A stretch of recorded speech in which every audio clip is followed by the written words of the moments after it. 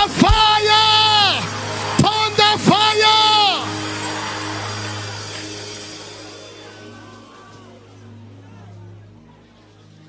Good morning, Papa. Good morning, church. I flew in from Denmark to give this testimony. What God cannot do, I am that woman. God has shown great mercy. I got married 2013, and since then we were struggling for babies. They weren't coming.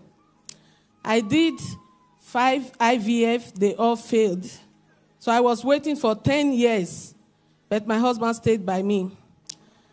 One of the IVF led to pregnancy in 2021, but at 20 weeks, I lost it due to cervical incompetency. I was on the altar of fire. I joined this altar 2021, but then I was not serious. So fast forward to 2023, after I started 2022 November, I started the 6th process of IVF. What discouraged me from that IVF was, after bringing out all the embryos, they brought 16, and only one was viable. The rest 15 were bad. And then it got done on me, like, why will I be servicing negativity with my tears, with my money, with everything in me when I'm on this altar? And then we were approached. So I abandoned the one embryo. I refused to transfer it. I said, let me give Roy 3 months of this 2023. Let me see if he's going to answer me.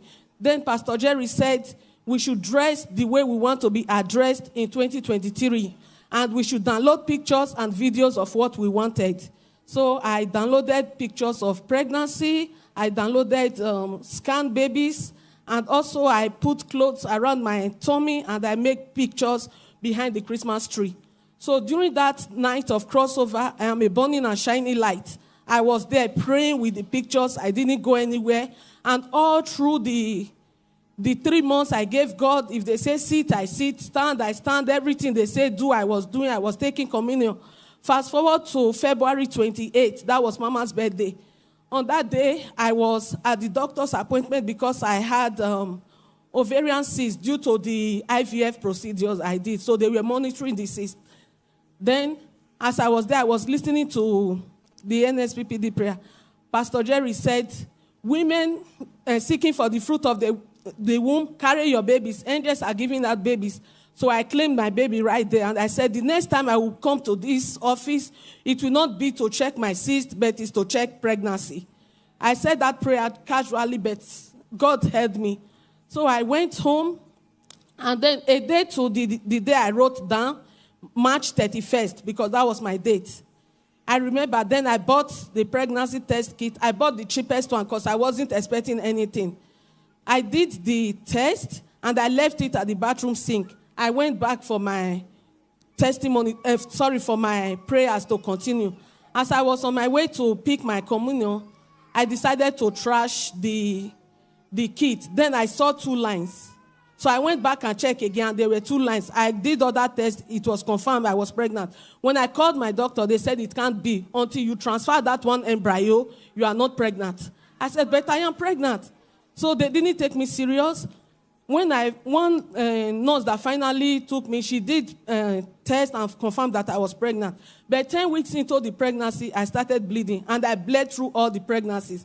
But Roy kept me. My doctor said, bleeding in pregnancy is abnormal, so you are going through a miscarriage. So they didn't take me serious. But then the baby was there. I was still growing. They were checking my HCG, and it kept increasing. That was when they knew, okay, this baby is still there. Then fast forward to 18 weeks, I was diagnosed of cervical incompetency again. Then I have to undergo sacrilege to keep the baby. And all this while, I was like, not again. I have done IVF. I have had stillbirth. Why am I still going through this? So after the sacrilege, they told me everything would be fine, but it wasn't fine. Fast forward to the 20-week scan when I was supposed to check the neck fold and the sex of the baby. I was smiling with the midwife, but all of a sudden, her countenance changed. And she called in another midwife to confirm. They were both sad. I was asking, what is happening? They were not talking to me. They were speaking Danish. And my Danish was not so good then. They called in the third person. That was when I knew there was a problem. And they were just talking, looking for a solution within themselves. Then they finally asked me, are you here with your husband? I said, no, he's at work. Are you here with anyone? I said, no. Talk to me. They were like, okay, what we want to tell you is very serious. Your baby has chromosomal abnormalities. Your baby is deformed. You cannot have this baby. They were thinking if it's trisomy 21 or trisomy 18 that they were battling with. And I was like, what God cannot do does not exist. Not my baby. They said, yes, this is what it is. So they thought I was crazy when I told them that is not my result because that was not what God told me. They said, okay, you come on Monday with your husband. That weekend was the longest weekend of my life. I was on the altar of fire praying all the previous videos. Oh, Lord, show me mercy. I was there the whole 3 days. I didn't speak with my husband. We didn't talk to each other. My husband is a white man. I don't know what he was thinking. You know, these white people, he can accept because they said they were going to do a biopsy. They are going to take some fluid from the placenta to do a test, and it's a 50-50 chance. I told them I'm not ready to go through this risk, not after all I have been through. So when we got there on Monday, there were like 7 doctors in the room. They all introduced themselves according to their high ranks. And they explained all the negativities with so many documents. They showed us pictures, how the baby would look like and all of that. It was a monster. What they showed us, like those babies were monsters. And one of them said, are you ready to waste your time with this pregnancy? You want to carry this pregnancy and just waste your time? Because the longest of these babies that has lived did not live up to the first birthday. So what are you doing with this kind of pregnancy? Then I said, let my husband speak. And my husband told them, I'm 41, and I will not let you do experiment with my baby. So that settled it. So I told them, we are not doing. As we were about to leave, they told us to sign document that we accepted the baby the way it is. I said, no problem, we will sign. I signed different documents. I don't even know, but I was just signing. When I signed, in my mind, I was like, what God cannot do does not exist. What God cannot do does not exist. As we were about to go out, one of them came and said, I have been thinking, but there is another test we can do for you through your blood. We don't do it here in Denmark. So we will have to send the result to either Sweden, Stockholm, or to Germany. I said, no problem. He said, it's very expensive, but we will do it for you because we want to prove you wrong. I said, do it, let me prove you wrong. So I went to the lab. They took my blood sample. They said the result will be out in 10 days. That 10 days was 10 years for me. I was praying, shouting, all the declarations Papa were declaring. I used to follow up. And then, fast forward to Tuesday evening, I was in my dream. And then I heard Papa singing his favorite song then.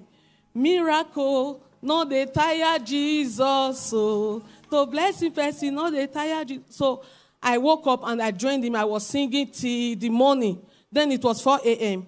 So 7 a.m. during the morning prayer, that was in June. It was as if Papa came for me. He started with there is a woman here, you are pregnant, it doesn't look good. The doctor said the baby in your womb is deformed. Go back and check. What they saw before, they will not see it again. So he said, if you are the one, put it on the live screen. I put it, I am the one. Meanwhile, then they diagnosed me of gestational hypertension. They diagnosed me of gestational diabetes. I was piercing my finger 6 times a day to test my blood sugar. Before I eat and after I eat, I was on drugs. I was drinking 16 tablets every day. So, and then along the line, I even got wrong drugs. But it didn't affect me. Nothing happened to my baby because my baby was like he was wrapped in an envelope. Nothing touched him. So after all those declarations, I put it, I am the one, I am the one. What they saw before, they will not see it again. That baby in your womb. So Pastor Jerry was just declaring. It was like he came for me that day. I claimed everything. And 2 days later, that was on Friday, the day they told me the result would come. They called me on the phone. They asked me to confirm my identity. I did. And the lady said, your baby is normal. Oh my God. I asked, what is normal? What do you mean normal? I don't understand. And she explained, your baby does not have chromosomal abnormality. In fact, your baby is okay. And Pastor Jerry would say, how will you shout? Oh my God, I couldn't shout. I was just staring I was like, am I dreaming? As I was like, okay, because I still didn't get it. And then she asked, do you want to know the sex of the baby? I said, yes. And she said, it's a boy. Oh, that was when my brain opened. And I started shouting, EL-ROI, what God cannot do does not exist. So from there, they told me, because you had high-risk pregnancy, you got all the complications in pregnancy, so we are going to monitor you very well. So I was on high monitoring. My case was priority case.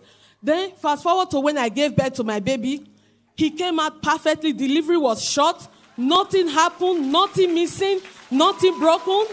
And the doctor, I saw him. The day they brought me there was when I was bleeding. The first day they brought me there.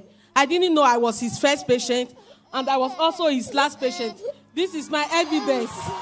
This is the baby they said I'm wasting my time with. Here is my baby, my EL-ROI baby.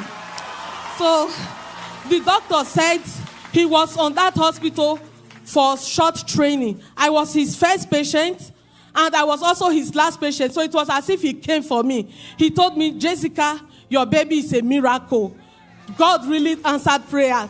Papa, I promise, I have given this testimony online, and I promise I will come here for you to carry your baby. That's why you see he's this old. He's 7 months, a year and 7 months. Papa, see your baby, oh, see your NSPPD baby.